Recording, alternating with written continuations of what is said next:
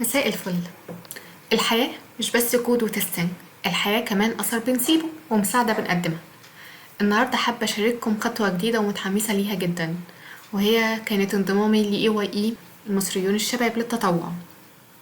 كتير بنسأل نفسنا ازاي نطور مهاراتنا بعيدا عن الدراسة والشغل. التطوع هو الإجابة. هو بيعلمك التواصل، العمل الاجتماعي، ازاي تكون مؤثر في مجتمعك. والجميل في EYE انك بتجمع كل ده، وكمان بتتجمع مع شباب ذات طموح وعايز يتغير فعلا.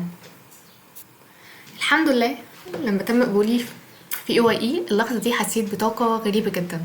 طاقة فرق الخبرات، التعامل مع ناس من أماكن ومجالات مختلفة، كل ده بيخليك تشوف الدنيا من منظور تالت خالص.